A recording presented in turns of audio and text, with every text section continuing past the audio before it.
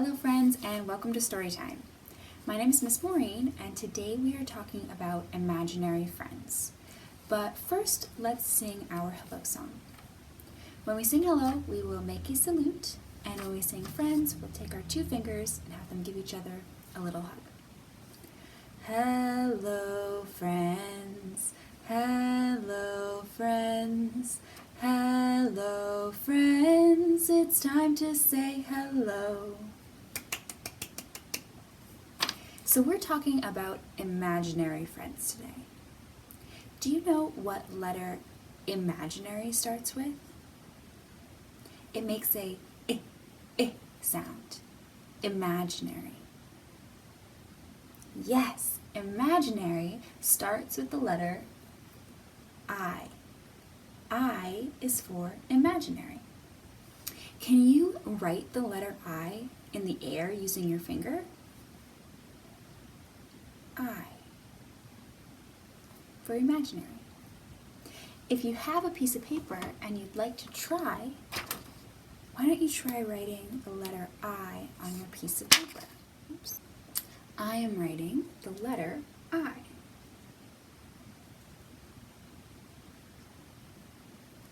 I for imaginary. I M A G I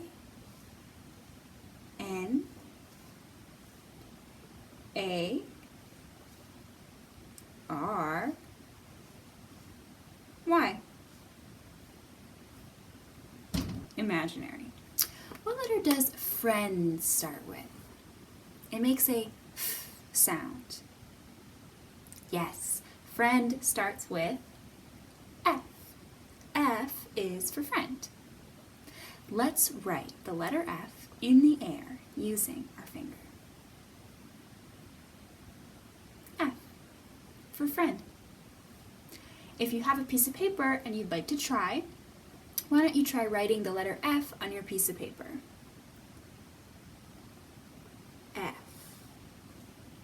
for friend. F R I E N D.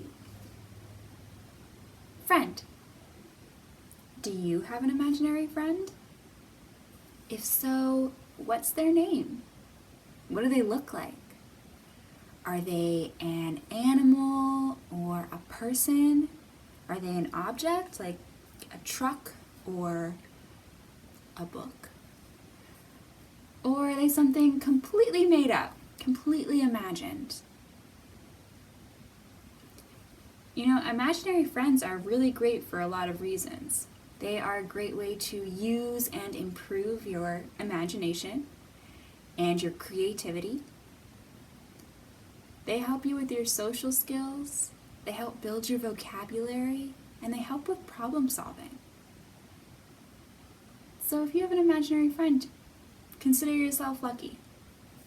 Why don't we learn a couple of words using American Sign Language to help us discuss our imaginary friends? Let's start with friend. This is one that we know, and you might not know that we know it, but we do it every time that we have story time when we sing our hello song. First, do you remember what letter friend starts with? It makes the f sound. Yes, the letter F. F for friend. F. And to sign the word friend, we take our two fingers and we have them give each other a hug. Friend. Friend. Good job. You already knew that one. Why don't we learn how to say imaginary friend? But we're really going to learn how to say invisible friend. Because from what I can find, that's maybe the appropriate translation into American Sign Language. First, what letter does invisible start with? It makes an I sound. It's the same letter that begins the word imagination. Yes, it's the letter I. I for invisible. To sign the word invisible, you'll take your finger and with your dominant hand, which means your strong hand, so the one you eat with probably, you will hold it out in front and bring it down to hide your finger. Invisible. Invisible. Let's put those together to say imaginary friend. Good job! Now you can talk about your imaginary friend. Let's learn a couple other words though. What do we do with our imaginary friends? We play games with them, right? Let's learn how to sign the word game. What letter does game start with? It makes a g sound. Game. Yes, game starts with letter G. G is for game. Do you remember G? G. G. To sign the word game, we'll take both our fists, we'll make A's with both our fists, and we will just bop, bop, bump them together twice. Game. Game. Sometimes, when we're playing with our imaginary friends, we'll go on big adventures. What letter does the word adventure start with? It makes a sound. Adventure. Yes, adventure starts with the letter A. A for adventure. A. Just your fist with your thumb on the side. A. To sign the word adventure, we're going to take our hand and hold it flat, and then take our other hand, our dominant hand, our strong hand, and take your finger underneath it, just kind of squiggle down. Adventure, adventure. Good job, guys. So now you can use some signs to talk about your imaginary friends and how you guys play games and go on adventures together. Before we go into our first book, why don't we sing our alphabet together? You can pad along at home, or you can try to follow along with me. A, B, C, D, E, F, G, H, I, J, K, L, M, N, O, P, Q, R, S, T, U, V, W, X, Y, and Z. Now I know my ABCs. Next time, won't you sing with me? Good job.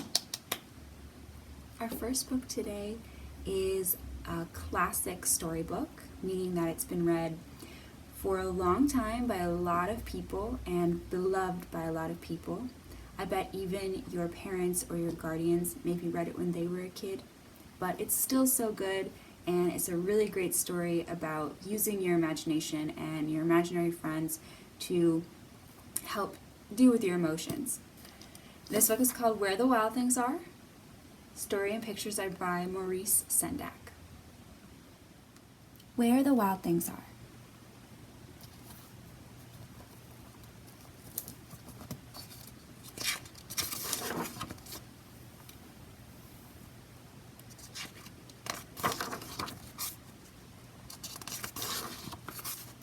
Where the wild things are.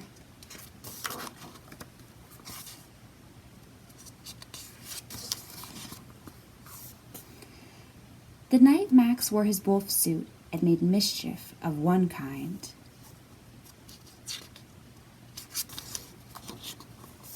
and another.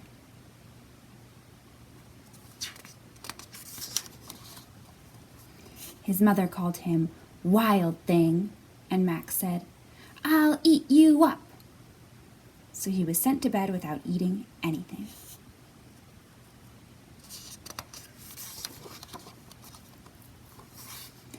That very night, in Max's room, a forest grew.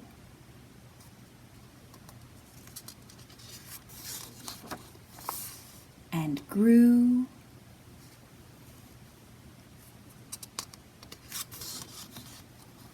and grew until his ceiling hung with vines and the walls became the world all around.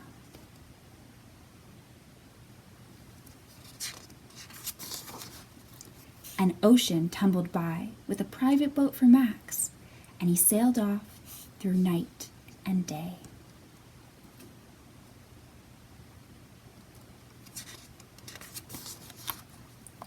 In and out of weeks, and almost over a year, to where the wild things are.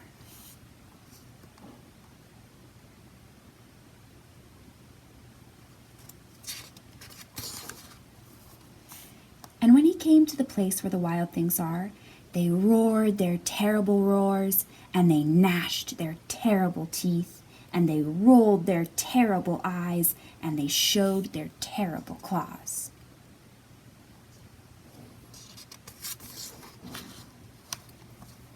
Till Max said, "Be still," and tamed them with the magic trick of staring into all their yellow eyes without blinking once.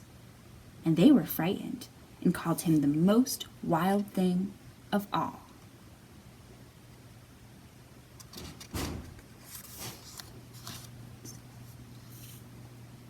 And made him king of all wild things. "And now," cried Max, "let the wild rumpus start."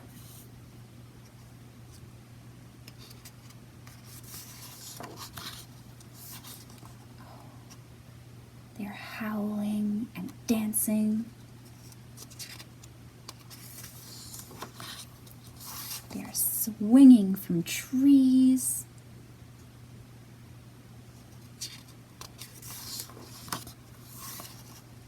And they are stomping and marching.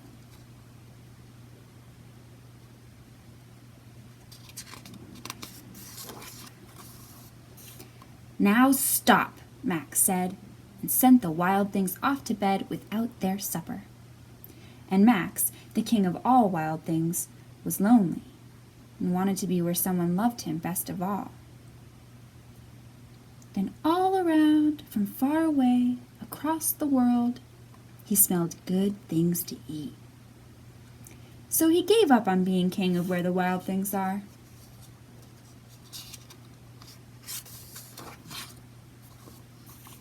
But the wild things cried, "Oh, please don't go.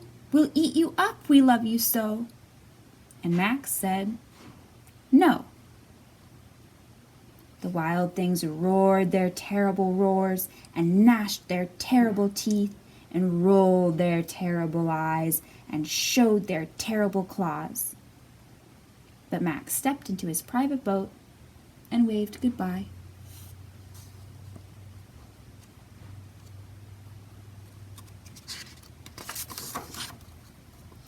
And sailed back over a year and in and out of weeks and through a day.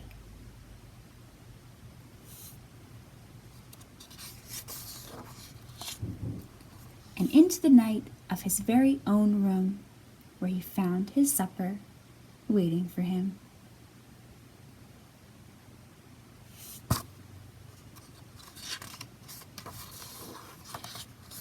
And it was still hot. The end.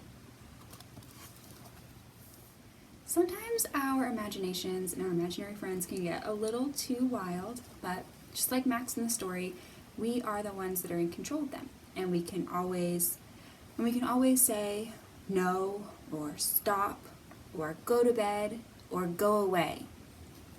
And we're going to do that right now with my little imaginary monster. The big green monster has a big, scary face. He has 1, 2 big yellow eyes. He has a long, bluish, greenish nose. 1, 2 squiggly little ears. Scraggly purple hair. and a big red mouth full of sharp white teeth. But you're just a puppet. You're just imaginary, and you don't scare me. Can you guys help me? We're gonna tell this monster to go away. We're gonna tell him to go away piece by piece. Let's start by telling his scraggly purple hair to go away. Go away, scraggly purple hair. Oh. What do you think we should yell at next? Let's tell his 2 squiggly ears to go away. Go away, squiggly little ears. What next? Let's tell his long bluish greenish nose to go away. Go away, long bluish greenish nose. Let's tell his 2 yellow eyes to go away. Go away, 2 yellow eyes. All right, let's tell his red mouth with his sharp white teeth to go away. Go away, red mouth with your sharp white teeth. What's left? His big scary face. Go away, big scary face. And don't come back until I say so. Our next book is called The Adventures of Beekle, the Unimaginary Friend, and it's by Dan Santat. He was the author of the Humpty Dumpty book that we read last week, After the Fall. This book is interesting because it takes place from the perspective of the imaginary friend Beekle, except he isn't a proper imaginary friend yet because no friends have imagined him up. So he decides to take things into his own hands and go and find his friend. The Adventures of Beekle, the Unimaginary Friend.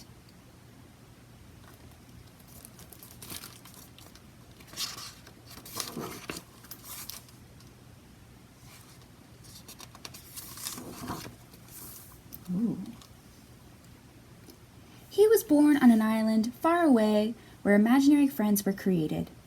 Here they lived and played, each eagerly waiting to be imagined by a real child. Look at those imaginary friends.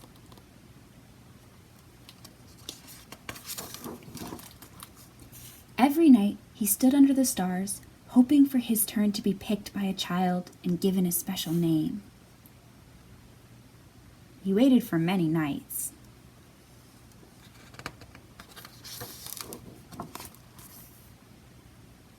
But his turn never came.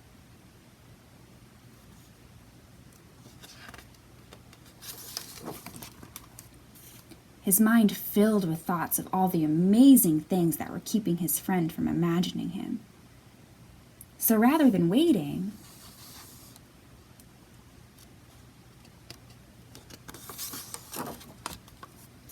he did the unimaginable.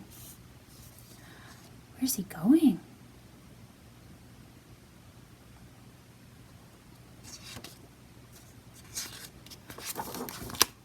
He sailed through unknown waters and faced many scary things. But thinking about his friend gave him the courage to journey on.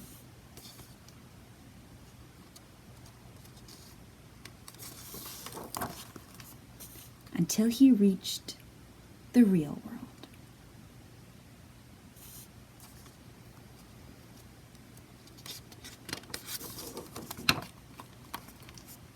The real world was a strange place.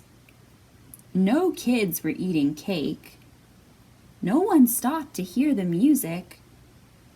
And everyone needed nap time.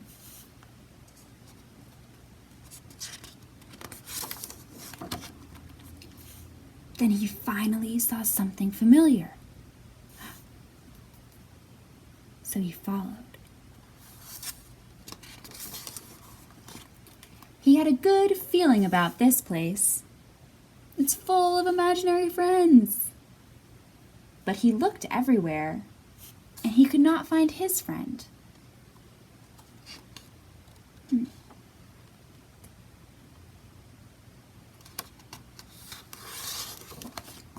He climbed to the top of a tree and looked out, wishing and hoping his friend would come. Do you think his friend will come?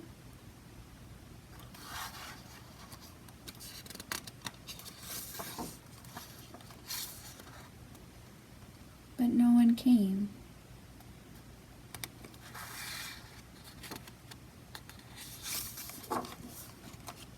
He thought about how far he'd come and how long he'd waited and felt very sad.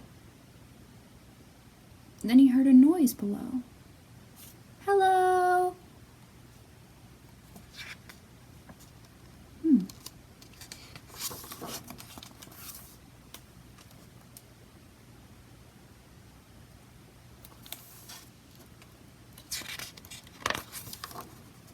Her face was friendly and familiar, and there was something about her that felt just right. Do you think that's his friend?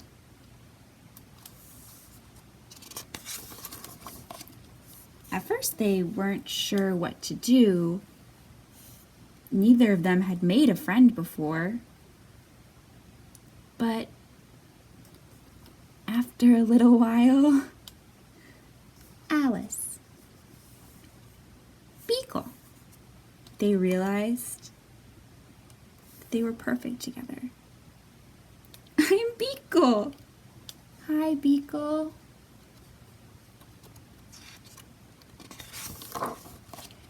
Beekle and Alice had many new adventures. They shared their snacks, they told funny jokes.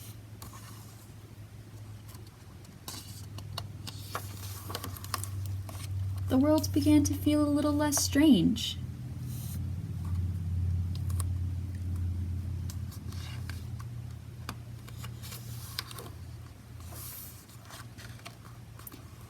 And together, they did the unimaginable. Where are they going? The end. You think they went back to the island? That would be pretty cool. That was great to see so many friendships being made, both imaginary and real-life friendships. I have a couple songs for us about having fun with our friends. This first one is called The More We Get Together, and we sung it on here before, I believe, if I remember correctly, and we're going to use a couple of signs to help us sing it. So let's walk through the first verse together before we sing it. And then every verse after that is almost the same, we'll just change one sign and one word. So we're going to say, the more we get together, the happier we'll be. And then we'll say, your friends are my friends, and my friends are your friends. And then again, the more we get together, the happier we'll be. Let's try singing it. The more we get together, together, together, the more we get together, the happier we'll be. 'Cause your friends are my friends, and my friends are your friends. The more we get together, the happier we'll be. Good job! This time, let's sing, the more we sing together, the happier we'll be. The more we sing together, together, together, the more we sing together, the happier we'll be. 'Cause your friends are my friends, and my friends are your friends. The more we sing together, the happier we'll be. Good job! I have one more verse for us. This time we're going to sing, the more we play together. The more we play together, together, together, the more we play together, the happier we'll be. 'Cause your friends are my friends, and my friends are your friends. The more we play together, the happier we'll be. Let's stand up for this next song. We're going to do a little bit of movement. This one's also about friends and having fun with friends. It's called Will You Be a Friend of Mine? And we can clap along to the beat to start off with. Will you be a friend of mine, a friend of mine, a friend of mine? Will you be a friend of mine and hop along with me? Can we hop? Let's hop. Will you be a friend of mine, friend of mine, friend of mine? Will you be a friend of mine and dance along with me? Can you guys dance? Show me your dance moves. Yeah. Will you be a friend of mine, friend of mine, friend of mine? Will you be a friend of mine and wiggle along with me? Can you wiggle? Wiggle, wiggle. Will you be a friend of mine, friend of mine, friend of mine? Will you be a friend of mine and clap along with me? Let's go back to clapping. Will you be a friend of mine, friend of mine, friend of mine? Will you be a friend of mine and read along with me? Good job, guys. Our last book today is titled Henry and Leo. It's by Pamela Zagarenski. And this one is a little different than the ones we've read so far because the imaginary friend in this book, Leo, is a stuffed animal. So he is physical, but Henry knows that Leo is real. He's his real friend. And everyone tells him that Leo isn't real. It's just imagined. But Henry won't believe it. And then something happens that proves to everybody just how real Leo and their friendship is. Henry and Leo.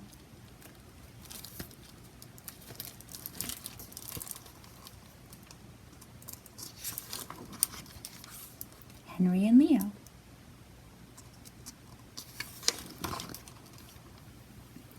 Henry could never say exactly what it was that made Leo different.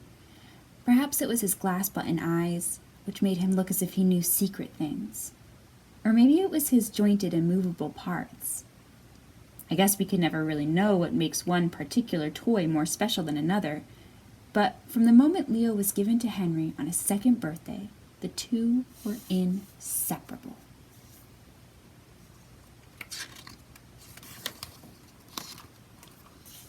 One Saturday afternoon, Papa said, "Let's go to the nearby woods for a walk." "Hooray!" said Henry. "Leo loves the woods." "How can Leo love anything?" said Henry's sister. "Leo is a stuffed toy, and toys aren't real."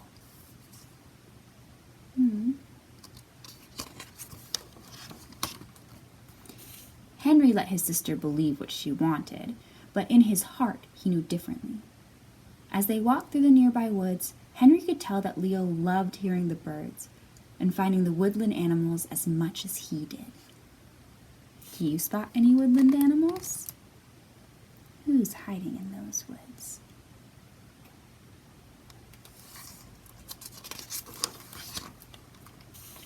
The family walked until only a hint of evening sun peered through the trees.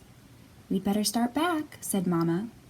Henry was tired, so Papa carried him.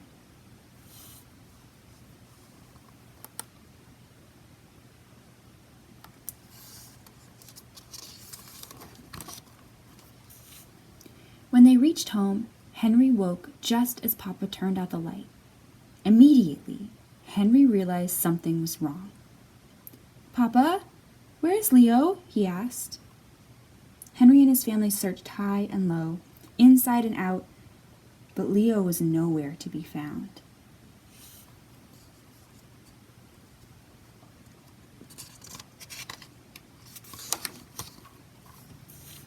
"We will look again first thing in the morning," Papa promised.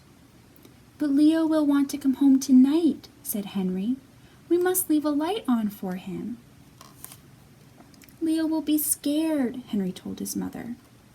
"Henry, Leo is not real. He is real only in your imagination, said Mama. Why don't we imagine Leo tucked into a safe place?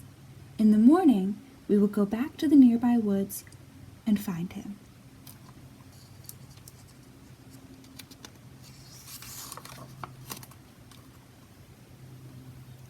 Henry knew that his family just didn't understand what it truly meant to be real. To Henry, Leo was as real as his mother, his father, and his sister. As real as a tree, a cloud, the sun, the moon, the stars, and the wind. As real as a flower, a bee, a bird, a fox, a pebble, a brook, an ocean, or a whale. Leo was his best friend, like a brother. They loved each other. They took care of each other. That's real.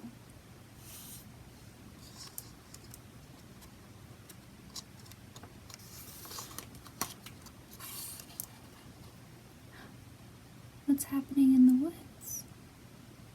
There's Leo. Who found him?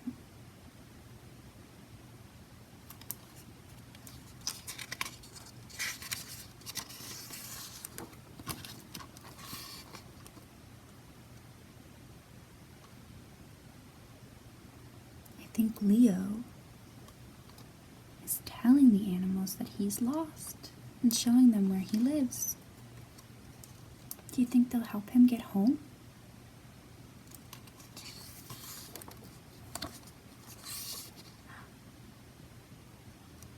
Well, the rabbit has a compass, and the fox is looking at the stars. Those are two ways that we can tell directions. I think they're going to help Leo get home.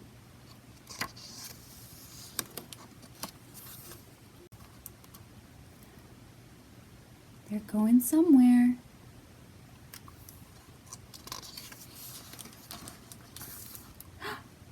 What's that in the distance? It's home.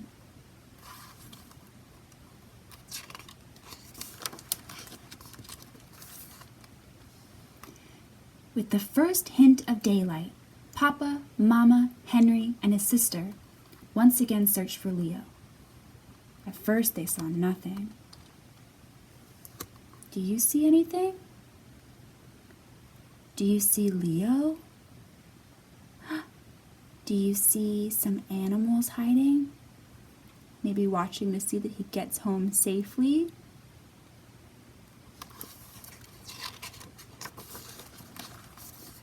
Leo! Henry shouted.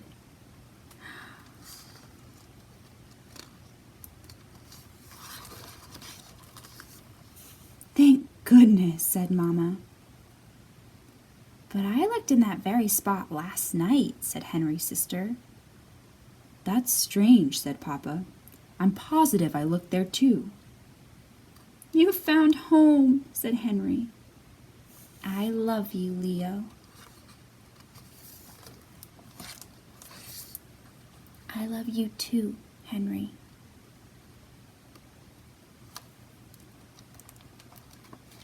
The end. We talked about so many different types of imaginary friends today. And because imaginary friends are created using our imaginations, they are limitless. And that means there is no end to the number of imaginary friends that exist or can exist or will exist. They are infinite. There's no end to them. And I did bring some imaginary friends with me today. Maybe some of them look like your imaginary friend if you have one, or maybe you'll recognize some from the books that we read today. But like I said, these are just a couple, very few examples of what an imaginary friend can look like. It can be anything, but it might be a dinosaur. Actually, in this book up here, The Girl and the Dinosaur, the girl in that story has a dinosaur for her imaginary friend. Maybe it is truck. Have you seen the movie Cars? Maybe your imaginary friend looks like that. A car or a truck with some eyes that talks. Maybe your imaginary friend is a little kitty. But maybe your imaginary kitty gets up on its hind legs and walks around that way. Or maybe your imaginary kitty even flies.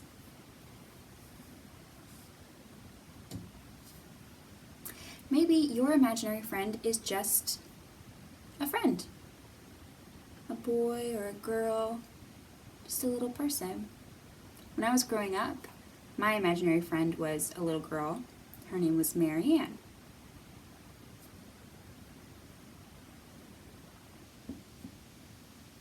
Or maybe your imaginary friend is something a little more mythical. Maybe a unicorn. Or maybe another kind of mythological creature. One of the ones we talked about in our story time, maybe.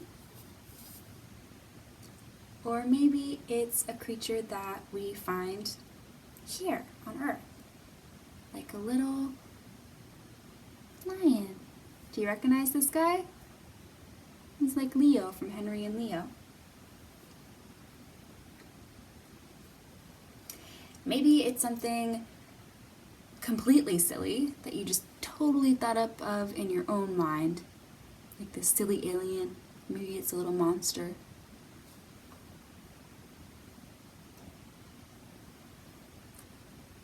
You know what? Maybe it's a cookie. A cookie man. You can be anything. I bet someone out there has a gingerbread man as their imaginary friend. Bet you anything. It could be that your imaginary friend looks a little bit like Beekle. Remember Beekle from the book? Someone had to have imagined him, otherwise he wouldn't have been in the book. Or maybe you have a little fairy. Oops. She's trying to fly away. Like I said, these are just a couple, very few, of the vast, huge amount of imaginary friends that exist out there and that will exist one day out there. But I wanted to keep ours small because I didn't want to be here all day, and also I want us to count them. Can you help me count them? 1, 2, 3, 4, 5, 6, 7, 8, 9, 10. 1 little, 2 little, 3 little friends, 4 little, 5 little, 6 little friends, 7 little, 8 little, 9 little friends, 10 little friends to play with me. Let's try counting down from 10 now. 10 little, 9 little, 8 little friends, 7 little, 6 little, 5 little friends, 4 little, 3 little, 2 little friends, 1 little friend to play with me. Good job. Thank you for coming to Storytime, friends. I had a great time. I hope that you did too. We will be back again next Thursday with more recorded story times, and we are doing our Zoom story times every week. So if you'd like information about that or the link or to sign up, you can email me at my email down below. Please check out our Facebook, our website, and our Instagram, and subscribe to YouTube so you can be the first one to know everything that's going on. I have an at-home activity for us to do after this, but first, why don't we sing our goodbye song? So we are going to wave, and we are going to clap. We wave goodbye like this. We wave goodbye like this. We clap our hands for all our friends and wave goodbye like this. Goodbye, friends.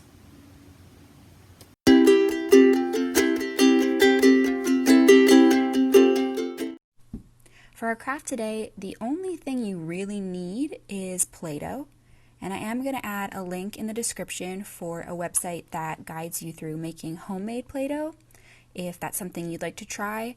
This particular recipe uses no heat and it doesn't use cream of tartar, so a lot of the things are things that you probably would have around the house. But otherwise, feel free to use some just store-bought Play-Doh, and then anything you can find around the house that you want to decorate your imaginary friend with. So I picked some buttons, popsicle sticks, random pieces of ribbon, a bottle cap, Q-tips. You might have seashells or, I don't know, sequins, googly eyes. See what you can find. There can be lots of things that you can add to your imaginary friend. There's not really much to walk you through with this one because it's really just whatever you want to do. But I'll show you what I did just to give you an idea. I shaped my Play-Doh into a little shape. I tried to make a cube on the bottom and a little spiral on the top. I did use a Q-tip down the middle to keep it together and keep it sturdy. So you might need to use something like that, but you can use a bunch of different colors and mix them all up into a ball or a weird squiggle or a lump, whatever you want to do. It's totally up to you because we're using our imaginations to create our own little Play-Doh imaginary friend. And then I'm just going to use the things that I gathered to decorate them. So here's my imaginary friend. The best part about making an imaginary friend with Play-Doh is that you can break them down and make another one when you're done. If you want to find a way to keep your imaginary friends, you can play with them or create art with them later, why don't you try taking a picture and printing that out and then cutting out your imaginary friend. Maybe if you make a bunch, you can make a collage with all of your imaginary friends playing and maybe even put your picture in there too. Just get creative, have fun, and see what you come up with. Goodbye, friends, and have fun.